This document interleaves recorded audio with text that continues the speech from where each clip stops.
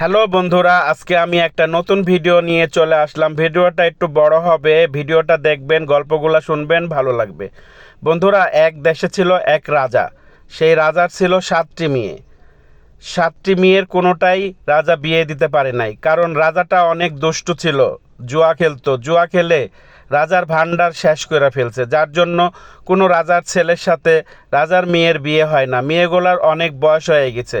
ছোট মেয়েটা একটু চালাক ছিল, সে উঠে একদিন বলল, বাবা চলো আমরা এখান থেকে চলে যাই, তুমি তো কোনো রাজার ছেলের সাথে বিয়ে দিতে পারছো না, কারণ তোমার অবস্থা খুবই খারাপ। রাজা খুব ক্ষেপে গেল। রাজা বলল, তুমি কার খাও, কার গুণ গাও? রাজার ছোট মেয়ে বলল, আমি আল্লাহর খাই, আল্লাহর গুণ গাই। রাজা আবারও খেপে গেল। রাত হয়ে গেল, ঘুমাতে গেল। রাজার হঠাৎ করে ঘুম ভেঙে গেল। রাজা ঘুম থেকে উঠে বলল, আমার ছোট মেয়েটা একটু অন্যরকম হয়েছে, একে আমার অন্য কোথাও রেখে আসতে হবে। সকাল হলো, রানীকে বলল, রানী আমি শ্বশুর বাড়ি যাচ্ছি ছোট মেয়েকে নিয়ে, ও তো কখনো নানির বাড়ি যায় নাই। রানী বলল, ঠিক আছে যাও। রাজার ছোট মেয়েকে নিয়ে রাজা রওনা দিল। যাচ্ছে যাচ্ছে যাচ্ছে, বহু দূর চলে গেছে, কিন্তু নানির বাড়ি খুঁজে পাচ্ছে না। রাজার মতলব খারাপ ছিল, মেয়েটাকে কোথাও রেখে আসবে। বিশাল এক জঙ্গল আসলো, মেয়েটা ক্লান্ত হয়ে পড়লো, বলল, বাবা আমার খুব ঘুম আসতেছে, আমি একটু ঘুমাবো। রাজা বলল, ঠিক আছে, তুমি আমার হাঁটুর উপরে মাথা রেখে ঘুমাও। রাজার মেয়ে ঘুমিয়ে গেল।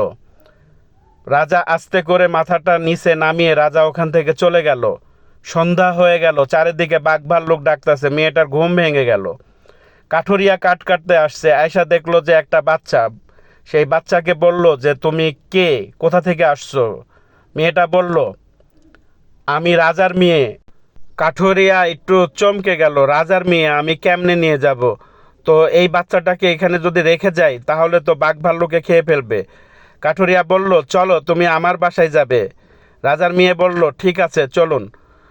কাঠুরিয়া বাসায় নিয়ে আসলো, কিন্তু বাসায় আনার পরে কাঠুরিয়া চিন্তা করলো, রাজার মেয়ে, তাকে কি খেতে দিব, আমার কাছে তো কোনো খাবারই নেই।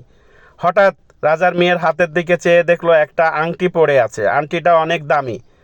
তখন বলল যে, মা তোমার এই আংটিটা তো অনেক দামি।